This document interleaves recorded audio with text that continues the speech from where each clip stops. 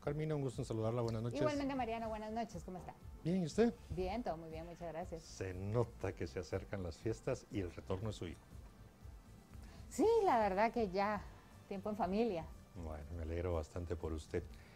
Hoy por la noche vamos a tener una entrevista con el ministro de Salud Pública y Asistencia Social, el doctor Francisco Coma, con quien vamos a repasar pues, lo que ha sido el año 2021, pero también lo que ya tienen ellos previsto, cómo se ve el futuro cercano. Recordemos de que la variante Omicron del SARS-CoV-2 está pues, en muchos países causando una cantidad enorme de contagios. Aún con estos contagios que se han incrementado, es una variante muy contagiosa, pues no necesariamente eso está llevando a muertes y tampoco estamos viendo escenas de sistemas sanitarios colapsados, aunque en algunas regiones o países pues sí han tenido dificultades. En algún momento de las próximas semanas, diría yo, seguramente esta variante Omicron ya será identificada en Guatemala. Entonces, a ver, Carmina, dígame. Nada, presente al señor ministro, por favor. No. Preséntelo, Mariano. Bueno, no tengo que presentarlo, lo que tengo que es darle la bienvenida. Ministro, buenas noches.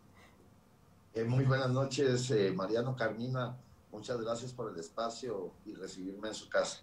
Gracias, ministro. Como ve, Carmina pues, está muy entusiasmada de entrevistarlo a usted, así que le vamos a conceder a ella el privilegio de plantearle las primeras preguntas.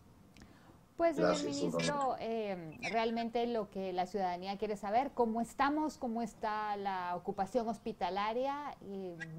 ¿Ustedes prevén, se está notando algún alza en casos o estamos bien?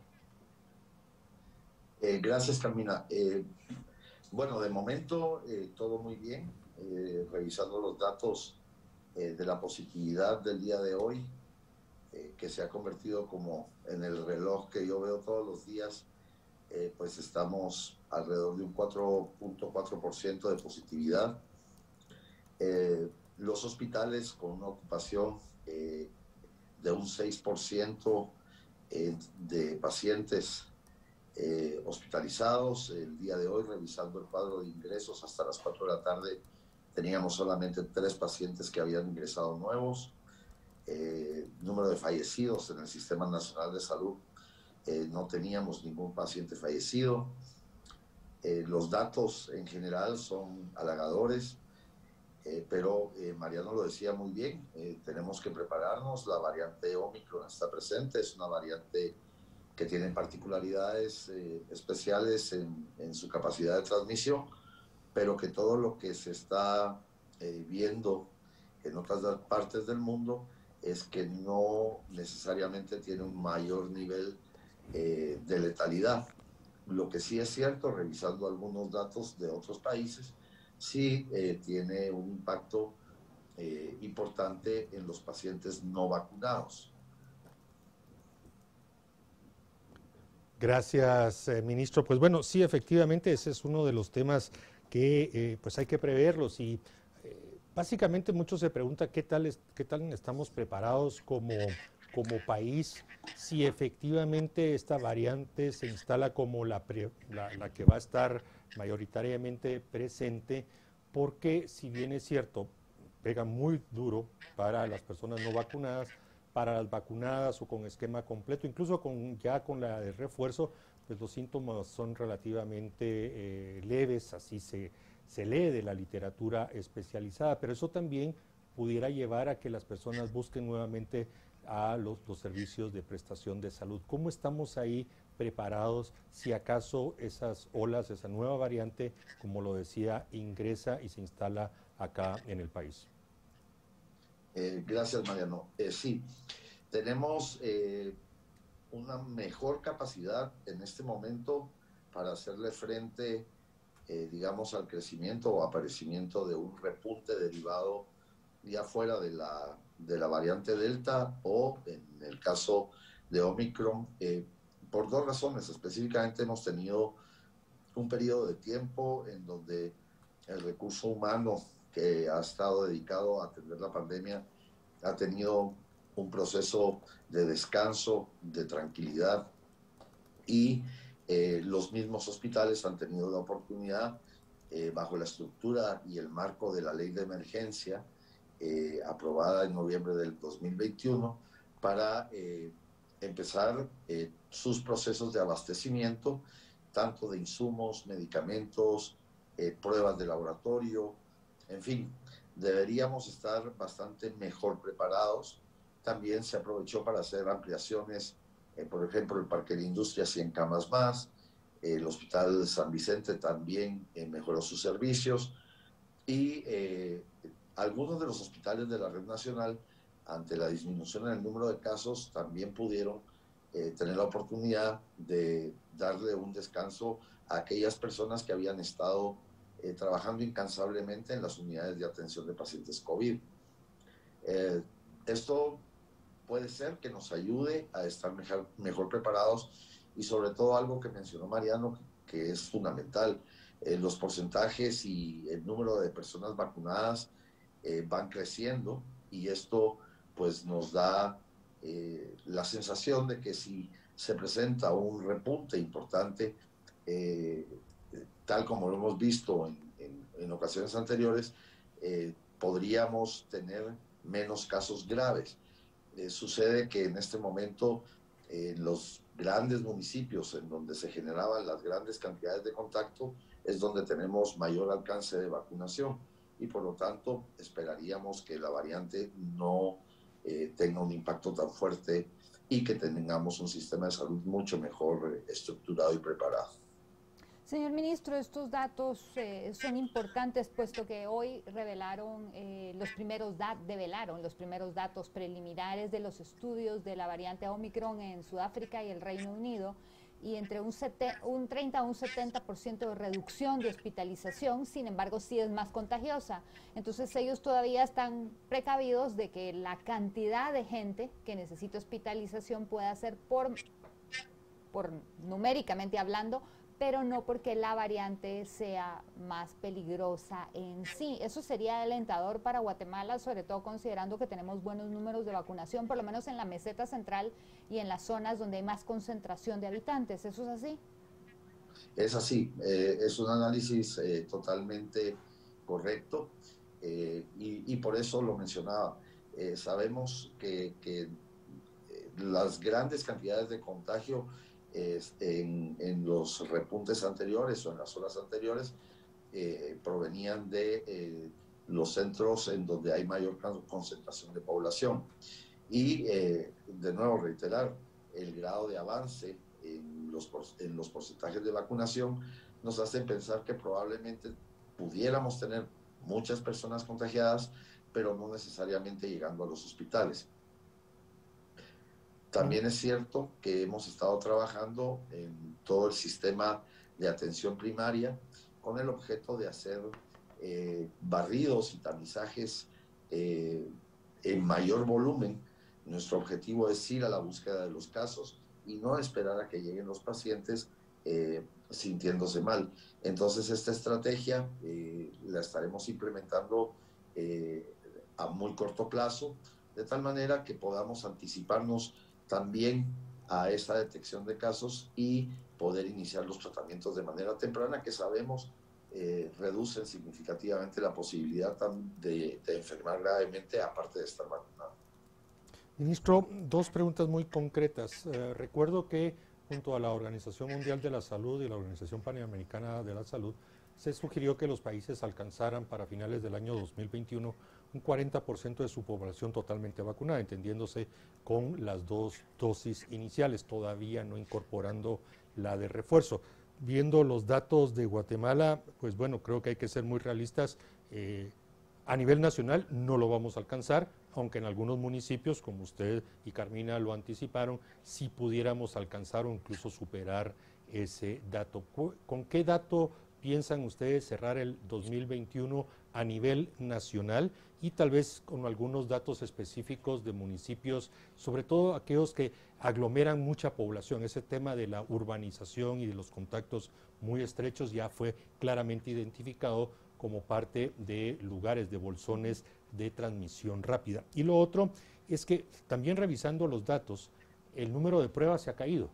Evidentemente, el número de pruebas lo que nos estará también diciendo que supuestamente hay menos contagiados, que más allá de ir a buscar a la gente, lo cual es bastante complicado, ¿qué otra estrategia o alguna otra decisión se habrá tomado para que ese número de pruebas realizadas diariamente no caiga tanto como ha estado cayendo en las últimas semanas, precisamente porque la gente entiende o la gente empezó a percibir de que ya no hay tanta transmisión?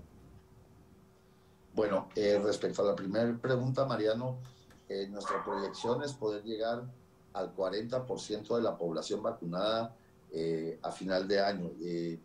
Específicamente, podemos mencionar que en relación, y voy a dar algunos datos generales, segmentando a la población por edad, tenemos a la población entre 12 a 17 años de edad como una población meta, 2.121.000 jóvenes, y al momento hemos logrado vacunar a 911.400 o hemos aplicado 911.473 dosis. Esto representa que hemos llegado con primera dosis a un 31% de esta población objetivo y con segunda dosis a un 11.81%. Respecto a la población por arriba de 18 años de edad, estamos con un total de dosis administradas de 10.529.000, de las cuales 5.753.563 corresponden a primeras dosis y 4.267.000 corresponden a segundas dosis. Eso significa que tenemos con primera dosis de nuestra población objetivo ya cubierto al 54% de la población, y con la cobertura de segunda dosis nos estamos ya acercando al 40% de la población. Hemos intensificado mucho la estrategia de vacunación comunitaria, Mariano y Carmina, con el objeto de poder llegar a estas comunidades más lejanas que además tenían mucha resistencia a la vacuna. Y el objetivo es trabajar en la medida de lo posible intensificando este tipo de vacunación de casa en casa. Es complejo, y en este momento pues lo que también empezamos como un esfuerzo importante es la aplicación del refuerzo o tercera dosis. Y respecto a la estrategia para poder hacer más pruebas, tenemos ya, ingresaron prácticamente al sistema más de 1.200.000 pruebas, y por esto decía que la estrategia es empezar a hacer tamizajes masivos, acercarnos y poner puestos de pruebas que nos permitan que la gente se acerque a realizarla. Y el primer cambio es ya no hacer solo pruebas a las personas que tienen síntomas o que estuvieron cercanas a un contacto, sino ir a la búsqueda de que esto se convierta en una dinámica que deberíamos ya de tener instaurada, como hacen en algunos países del mundo, en donde para, por ejemplo, realizar una serie de actividades le piden a la población tener pruebas, ya sea de antígeno o de PCR, con vigencia de 72 horas. Es un trabajo importante el que hay que hacer. Tenemos que convencer a la población que no necesariamente se tiene que hacer la prueba solo cuando tiene síntomas, sino que en determinado momento cualquier característica o duda que pueda yo tener, pueda tener acceso de manera oportuna a estas pruebas. Señor ministro, la FDA también autorizó el tratamiento de Pfizer, Paxlovid, para pacientes que se contagian con COVID y debe de ser tomada prácticamente inmediatamente, ¿no? Al inicio de que se detecta la enfermedad.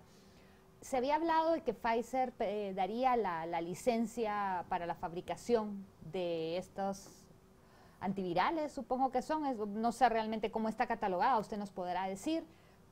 ¿Guatemala podrá fabricar esta droga para que esté más accesible a la población? Carmina, no creo yo que podamos en este momento, no me atrevería a afirmar que tenemos la capacidad de producir el medicamento. Creo que lo que sí tenemos como una ventaja ya es que Pfizer, por procesos previos de negociación que se sostuvieron en el último mes y medio, incorporó a Guatemala dentro de los países prioritarios para la adquisición del producto. Yo no dudo de la capacidad de manufactura de un producto en nuestro país, pero creo que esto es un proceso que llevaría un tiempo de aprendizaje muy largo. Entonces, lo que tenemos que garantizarnos es tener acceso al medicamento a través de la firma de los acuerdos, convenios o contratos que fueran necesarios para tener acceso a él. Y en este orden de ideas, ministro, hablando de los medicamentos innovadores, lamentablemente eso no se incluyó en la ley de emergencia, con lo cual limita las posibilidades del ministerio para hacer negociaciones y ya prever la adquisición de medicamentos innovadores. Pero más allá de esa incorrecta decisión que tomó el Congreso, va la pregunta: ¿qué cosas tienen ustedes preparadas de adquirir para prepararnos al año 2022? Ya Carmina habló de este medicamento de Pfizer, sabemos de las tabletas, de las píldoras de Merck, de Sanofi también, que ya están siendo aprobadas por la EMA y FDA, que pudieran ya estar ya, o sea, los países tienen la opción ya de empezar a colocar órdenes de compra. No sé si Guatemala ya está en esa vía.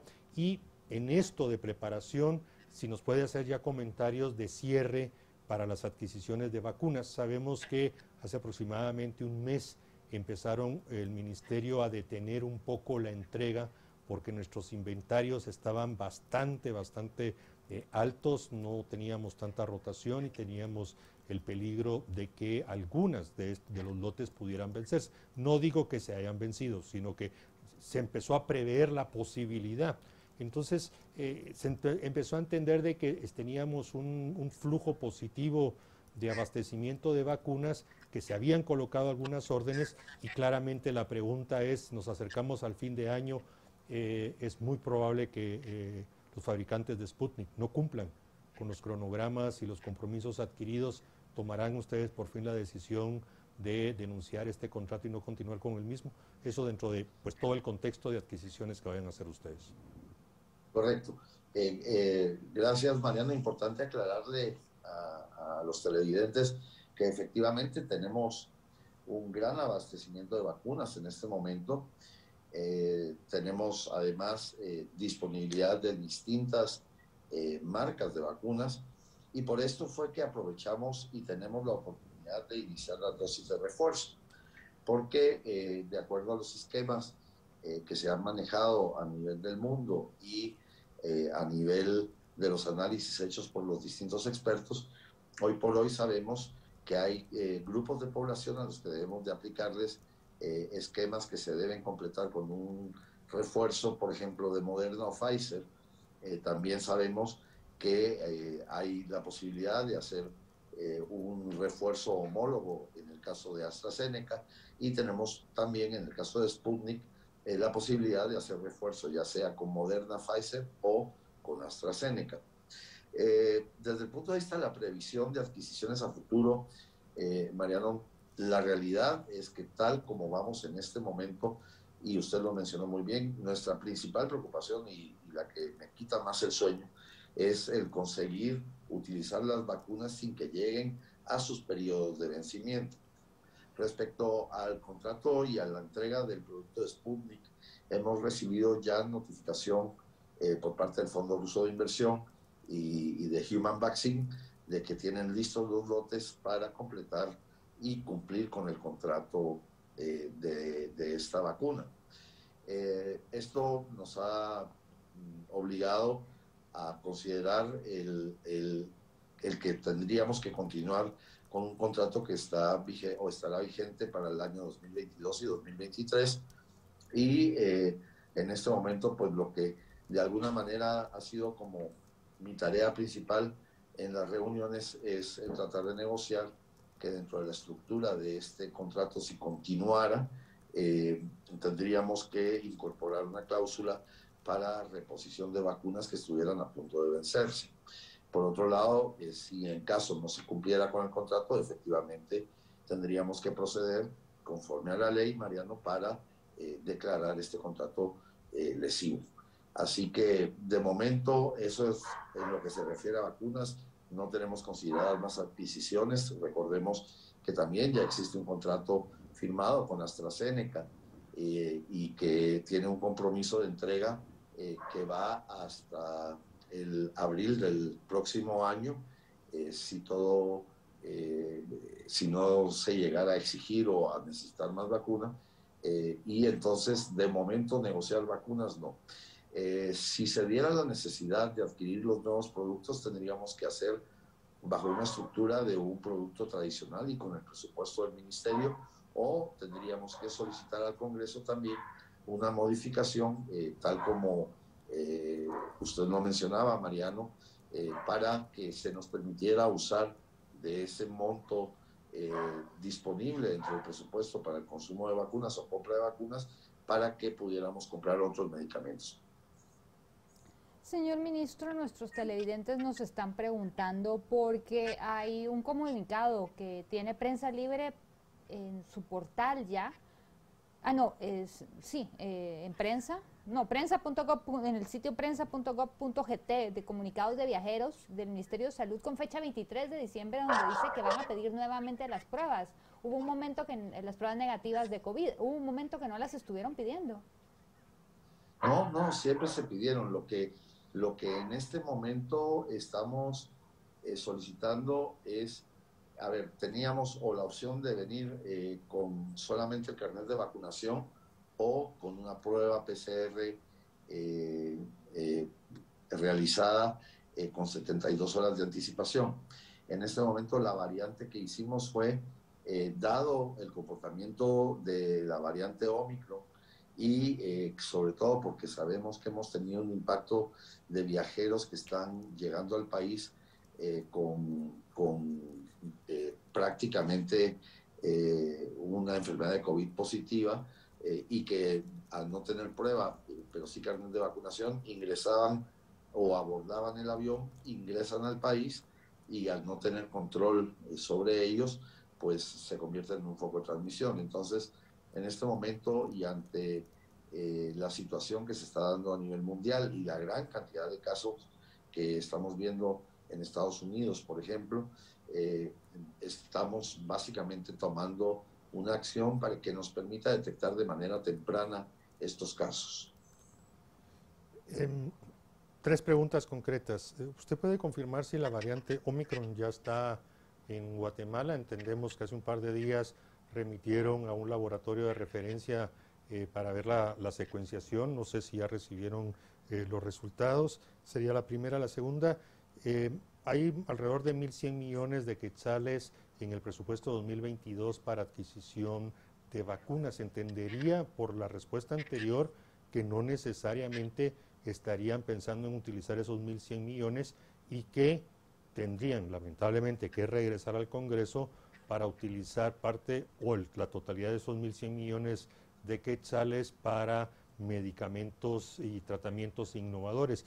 Si no lo puede confirmar. Y la tercera, ministro, no me quedó clara su respuesta en cuanto a la entrega de los batches de Sputnik. Usted anunció o nos comentó de que le habían comunicado que estaban listos, pero no nos dijo van a ingresar este año, en los próximos 10 días, en el primer trimestre. ¿Cómo está esa programación de entrega?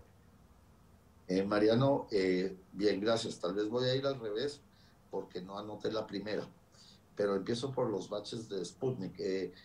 Tenemos anunciado que están dispuestos y listos para enviar las vacunas a Guatemala antes de que termine el año, antes del 31 de diciembre.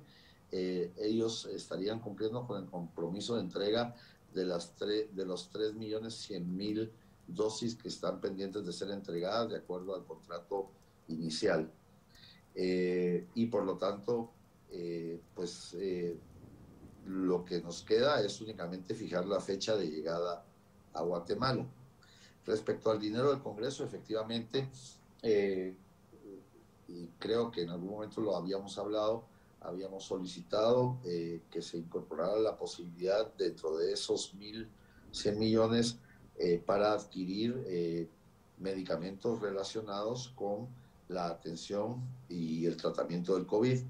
Y efectivamente confirmo que al haber quedado destinados a vacunación, en caso de que nosotros tengamos vacuna suficiente y necesitáramos de estos otros medicamentos, tendríamos que solicitar una modificación a la ley para que pudiéramos adquirirlos bajo esta estructura de presupuesto. Y la primera, Mariano, no la recuerdo. Es sobre si puede confirmar, después de haber enviado algunas pruebas, entiendo que a Panamá o a México, no recuerdo si Omicron ya está presente en Guatemala. No tenemos una confirmación oficial, Mariano, porque la secuenciación tendremos los resultados la próxima semana. Ahora, ¿qué tenemos que pensar nosotros? Básicamente, y similar a lo que nos pasó con Delta, nosotros teníamos la presunción de que ya Delta había llegado al país por el nivel de contagios que estábamos viendo. De momento, nosotros no hemos visto un cambio en el comportamiento del nivel de contagios, que sería una de las características de tener a la variante Omicron ya presente de manera importante en la población.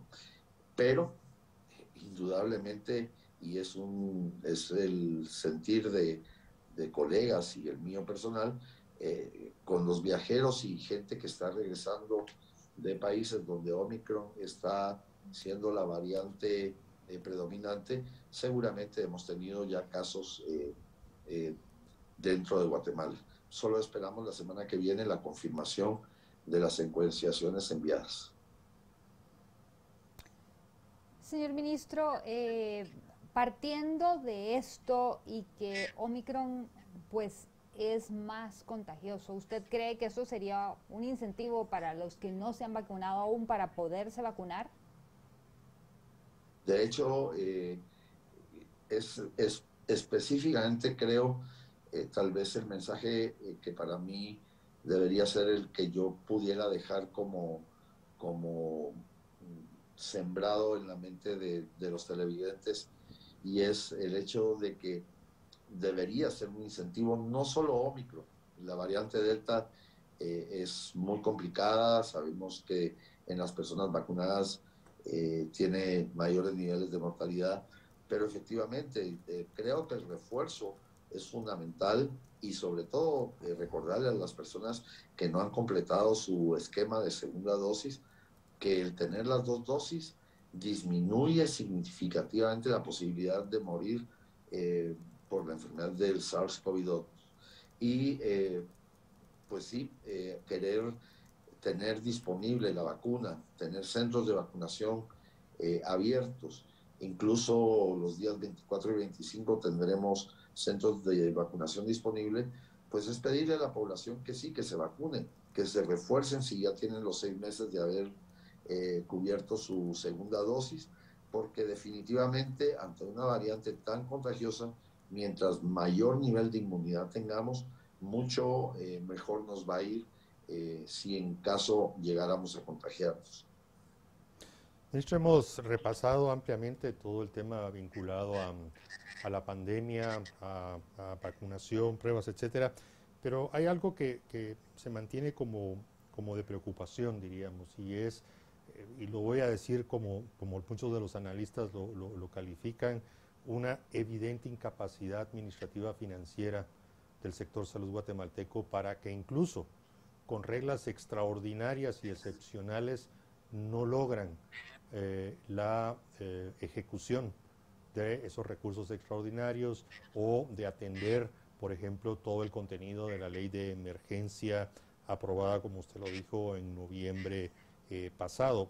Según datos propios de su viceministro de Administración Financiera, más o menos el 43% de ese presupuesto de más de 1.800 millones extraordinario adicional aprobado se ha logrado ejecutar, y piensa que tal vez, con suerte, alcanzan el 49%. Los detalles creo que no nos alcanzaría el programa, ministro, pero realmente, ¿dónde estuvo los apretacanutos para que muchas de las cosas que en su momento se dijeron que eran necesarias para el ministerio, para la atención de la pandemia. Era un momento de crisis, los sanitarios, los médicos, los técnicos reclamaban, etcétera, etcétera, y por eso se tomó esa decisión de esa ley de emergencia. Pero así en términos generales, ¿dónde falló? ¿Dónde hay que poner el ojo para que no vuelva a suceder? No digamos no solo en 2022, sino en cualquier momento. A su criterio, ¿dónde están esos grandes apretacanutos? Gracias, Mariano. Es una pregunta importante de responder y de cara a ser transparente. Específicamente, tenemos identificados dos grandes factores que influyen sobre la ejecución, pero quiero empezar por la parte específica del desarrollo de la ley, que es una ley que en determinado momento requería de implementar una reglamentación que pues llevó un proceso de tiempo que digamos redujo, una vez terminados los reglamentos, el tiempo efectivo para ejecutar la misma. Luego hay otro factor y es importante mencionarlo. El presupuesto se subdividió en grandes grupos que de acuerdo a la ley se podían ejecutar y específicamente se asignó el presupuesto de manera equitativa, digamos, a las distintas unidades ejecutoras para contratación de recurso humano, para la adquisición de equipo, también para la compra de medicamentos e insumos. Creo, y sin dudar de equivocarme, y de acuerdo al análisis realizado, los factores que han influido de manera directa en la ejecución son dos muy importantes. Uno es que ante los niveles de requerimientos de muchas unidades al mismo tiempo, la demanda excedió la capacidad de oferta de los proveedores. Y así es que hemos tenido muchísimos eventos, más de 600 eventos, que se han caído porque los proveedores no tenían las cantidades del producto solicitado por las distintas unidades ejecutoras y esto nos ha llevado a ser uno de los factores más importantes en el proceso de ejecución. Y luego también los periodos de entrega de muchos de los eventos se veían limitados desde la perspectiva de la capacidad de cumplimiento en las fechas de entrega y, por ejemplo, muchos proveedores nos hacían ver que tenían el producto disponible hasta febrero del año 2022. Esto claramente no es algo que por sí mismo justifique el hecho de que no se tenga una capacidad real para ejecutar. Creo que, y usted conoce perfectamente bien el tema, Mariano, sé que es un tema que le apasiona, las limitantes y capacidades del mismo sistema y del recurso humano que no necesariamente tiene una expertise en los procesos de compras y adquisiciones, también dificultan muchísimo el que se alcancen las metas. Son factores que podría yo mencionar como generales y si pudiéramos entrar, como usted decía, a más detalle, pues encontraríamos muchas más cosas de qué hablar. Pero en principio creo yo que mencioné los que pudieran ser más relevantes y los que de alguna manera nos estarían deteniendo en esta capacidad de ejecución. Señor ministro, ¿cuál es el panorama que usted ve para el año entrante? Es difícil saber con este virus que muta y muta y cambia, pero usted nos ha indicado ya que ustedes están abastecidos, que hay suficientes pues vacunas para los que se deseen vacunar y aprovechar. Pfizer nos tiene en la lista para esta medicina que se toma al inicio de la enfermedad para evitar casos graves. Pero ¿cuál podría usted considerar que es el principal reto que tienen ustedes como ministerio para el año entrante? Bueno, yo creo que el principal reto ya no tiene nada que ver con la pandemia. Mi criterio es que la pandemia se convirtió ya en un factor que tiene los mecanismos para controlarla a través de la vacunación y acceso a algunos medicamentos que pueden limitar el volumen de pacientes que llegan a los hospitales. Yo creo que el principal reto para el ministerio es empezar a trabajar en un reordenamiento y en una mejora de la estructura de los procesos. Tal como lo mencionaba Mariano, creo que uno de los graves problemas que el ministerio tiene es que sigue sin actualizar su reglamento orgánico interno. Esto está desde los años 90, sigue siendo el mismo reglamento orgánico interno. Estamos trabajando en una actualización del mismo. Luego tenemos los retos de mejorar la calidad y la eficiencia en el gasto, sobre todo en un gasto que esté y que sea visible a la población en su transparencia. Creo también que es fundamental entrar a los procesos de tecnificación del ministerio. No podemos seguir teniendo un ministerio en el cual hay más de 50, 60 sistemas de información que muchas veces se manejan al mismo tiempo para generar la información o la misma información, y que finalmente tampoco es una información de calidad. Creo que es importantísimo y sobre todo creo es la tarea pendiente histórica de verdaderamente crear un modelo de atención y de gestión que integre los distintos niveles. Creo que tenemos que trabajar muchísimo en el fortalecimiento del primer nivel de atención y el segundo nivel de atención. Estos dos niveles hoy existen, ya se brindan consultas, pero la capacidad resolutiva de esos niveles como para poder hacer laboratorios o imágenes diagnósticas prácticamente no existe. Entonces creo que la pandemia será una parte más o un eje más de la gestión de un ministerio que requiere atención para sanar hacia lo interno males que son históricos, pero que de alguna manera se pueden corregir con voluntad y con trabajo. Y así que he mencionado como 3 o 4 ejes que para nosotros son fundamentales en nuestro plan de trabajo para el 2022. Ministro, debo de confesarle que extrañé 2 temas de su respuesta anterior a la pregunta de Carmina. Uno, un tema que preocupa mucho, y es que, y con las explicaciones que todos los países están dando, el 100% del personal se fue a atender la pandemia y abandonamos, y hoy viene, en ese momento viene mi pregunta, alcanzar las coberturas de vacunación en todos los ciclos de vida. Los últimos datos muestran claramente que para algunas no vamos a alcanzar ni el 50%. Y insisto, las explicaciones, todos los países tienen la misma, pero el problema es de que se nos cayeron las coberturas de vacunación. Extrañé esa respuesta hace un momento. Y la segunda, que me llamó la atención, que no lo mencionó, es ese mandato que le impuso el Congreso de la República en la Ley General de Ingresos y Egresos del Estado para el ejercicio 2022, y es ese traslado de personal temporal, contratado por periodos temporales, a plazas permanentes, que eso va a representar para el Ministerio un esfuerzo inmenso por la cantidad de personas que están contratadas bajo los rubros temporales. Correcto, ¿Se le olvidó? Sí. ¿No está dentro de la prioridad? ¿O es tan grande que mejor omite pronunciarse al respecto? Yo, perdón, tal vez no lo mencioné a nivel tan específico, pero por ejemplo en la parte relacionada con la estructura de la mejora y fortalecimiento del primer y segundo nivel de atención, para mí incorpora sobre todo la recuperación de todos, no solo la parte de los sistemas de vacunación, que es fundamental, sino una recuperación de todos aquellos programas que quedaron relegados a lo largo de la pandemia. Por eso decía yo, es hora de dejar a la pandemia como un componente más de trabajo.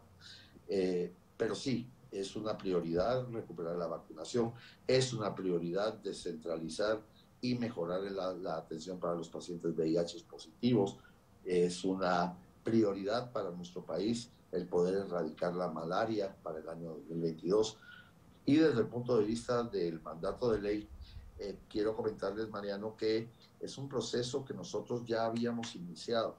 Este mandato, cuando yo hablo del proceso de mejora administrativa y reorganización, también lo tenemos considerado. En este momento ya tenemos evaluados 7,000 puestos de los 36,000 que hay que trasladar. y el objetivo es poder ir haciendo una migración de todo el recurso humano del ministerio con el objeto de dignificarlo. Nosotros contemplamos que a lo largo del año 2022 deberíamos tener la capacidad para migrar alrededor de 6.000 personas que actualmente están en contratos a plazas fijas. Tal vez no fui tan específico en el detalle, Mariano, pero sí es parte, digamos, del plan de trabajo que con el componente de mejora administrativa. Señor ministro, hay un tema que se ha mencionado poco.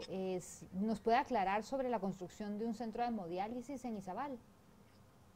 Sí, claro, claro, con todo el gusto del mundo. A ver, les comento. Dentro de los temas y los problemas importantes que uno encuentra es el tema del paciente renal crónico en Guatemala.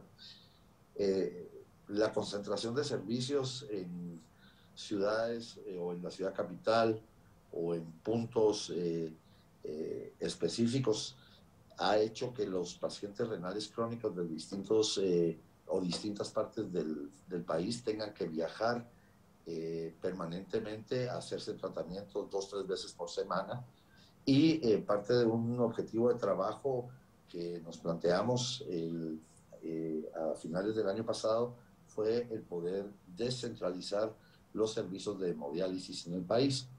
A tal efecto, lo que nosotros hicimos fue ubicar, digamos, centros en donde, por distancia o por complejidad de desplazamiento, pudiéramos ubicar centros de hemodiálisis.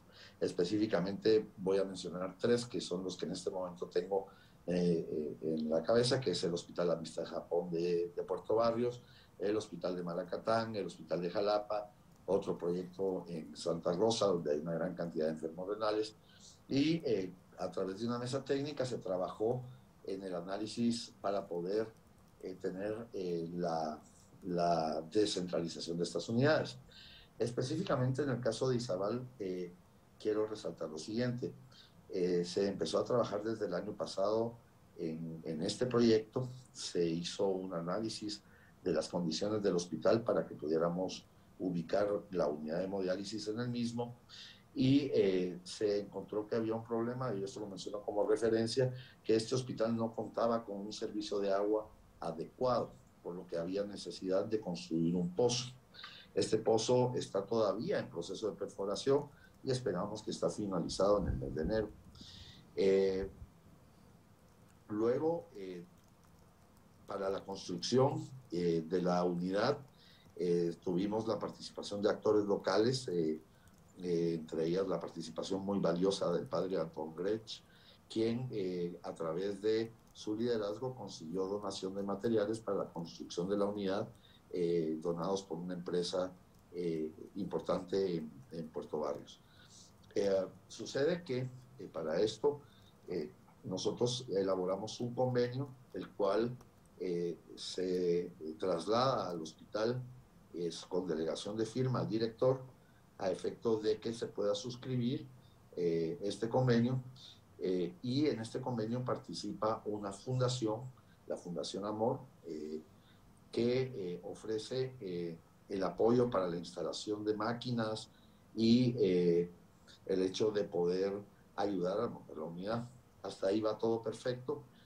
Se regresa el convenio al ministerio a más o menos, si no estoy equivocado, finales del mes de noviembre, principios del mes de diciembre, pero en la cláusula cuarta de este convenio se encuentra que hay un detalle que significa restitución de costos. Eso es lo que solicita en su momento la Fundación Amor.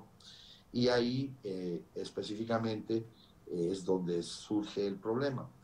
Cuando se pide, digamos, en una donación, la restitución de costos, esto significa que se convierte en una donación condicionada, y esto no es permitido por la ley, y por lo tanto yo detengo la firma del acuerdo para que se haga el análisis técnico y jurídico, para no incurrir en una ilegalidad al momento de firmar este convenio que nos llevará a incumplir con lo que la ley de contrataciones del Estado establece. Consideramos también que Fundación Amor es una organización no gubernamental que le presta servicios ya al Estado de Guatemala, recibiendo un monto de dinero anual o una asignación de dinero para los trasplantes renales. Lo hacen muy bien, pero es una dificultad que tiene que ver más con lo técnico. Lo que sorprende es que en determinado momento se le da una connotación en donde se dice o se hace ver que hay un interés por favorecer a un proveedor cuando ni siquiera la unidad está construida, es decir, ni siquiera es un momento de establecer una relación para un evento o establecer una relación para la asignación de un contrato, sino que es un elemento administrativo que se plasma en un convenio que de acuerdo al marco legal no es lo correcto. Estamos en un proceso de análisis con todos los actores, se han sostenido reuniones con Fundación Amor, con los representantes de este tema, pero yo creo que el hecho de que hayamos, digamos, frenado la firma del acuerdo se interpretó como un bloqueo al proyecto y no es así. Para nosotros es prioritario. Lo que no podemos hacer es darnos el lujo de que el proyecto fracase, Carmina, porque si este proyecto, por ejemplo, tuviera algún tipo de problema legal, lo que haría es frenar la posibilidad de que se lleve a cabo.